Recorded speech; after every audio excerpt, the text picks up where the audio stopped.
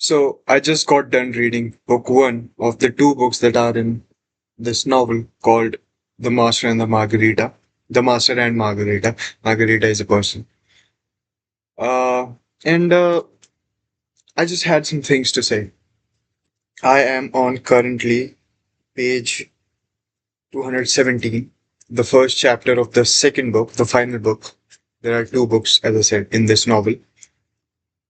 So it's about halfway through the whole novel.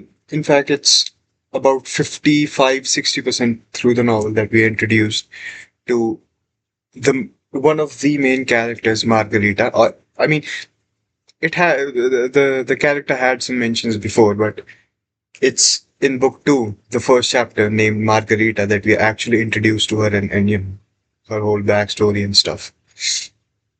I don't know. I went into this book watching a lot of reviews and stuff about this book, which said that it was a really, really fun ride. It was witty. It was supposed to be very engaging to read. But after finishing book one, I personally didn't really find it that smooth. Um, it's kind of funny for sure, but I don't know. The humor did not seem to hit me as it apparently hit some people on the internet whose reviews I watched. And about the being easy to go through part, I actually did find that it's quite the opposite, especially the parts where. So okay, this the first book at least of this novel is sort of an alternating story between two timelines. The first one is in Moscow, set in 1930s Moscow. The second is in uh, a long time ago, basically during the time of Jesus Christ, Jesus of Nazareth, and Pontius Pilate, or Pontius Pilate. I don't know how his name is pronounced. So I really found the parts where the story shifts to them, Pontius Pilate and Jesus of Nazareth, to be very, very boring. Uh, at times, I felt like just skipping the whole chapter and moving on to the next chapter where they finally talk about 1930s Moscow again. But I mean, I didn't. I suffered through them. It was very boring and hard, I found. And especially, there's a lot of chaos in this book happening. And I think I've said this before. I'm not really a huge fan of the magical realism genre, and that's quite a lot in this book. Especially, you know, the character of Walton. Uh, Is that his name? Wait, hold on. Whatever. The character of the devil, the Satan, basically, that comes down to Moscow. When he does his tricks and his whole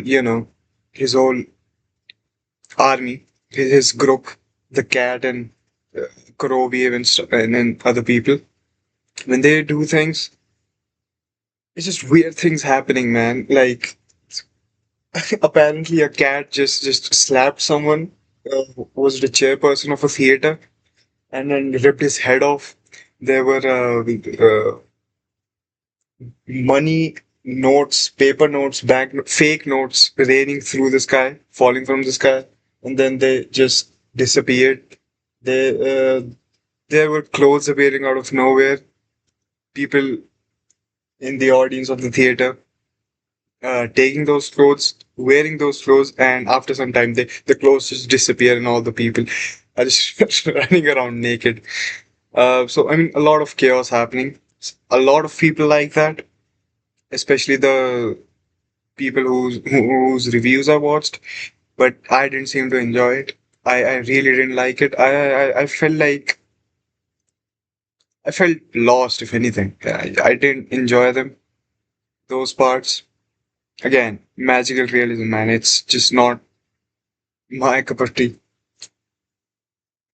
So, let's see what happens in book two. It's a bit shorter than book one.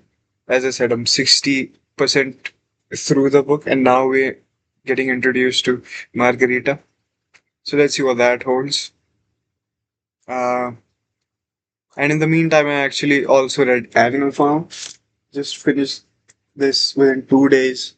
It's a small book, about 100 pages long. You can finish it in a day. I took my time.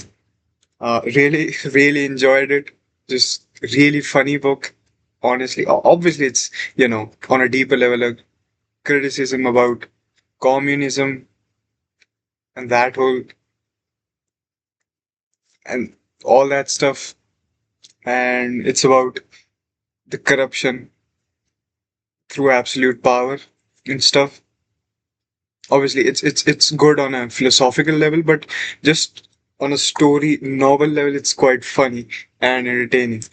There were scenes of pigs dancing around drunk.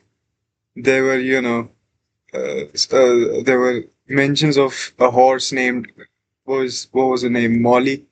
She was like a dumb blonde cat, the stereotypical dumb blonde character that's in movies. She was that, a white mare.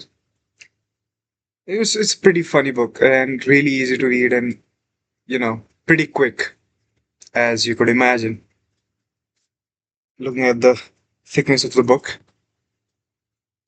So yeah, that's all I wanted to say. I'm also reading side by side this book, Adventures of Huckleberry Finn.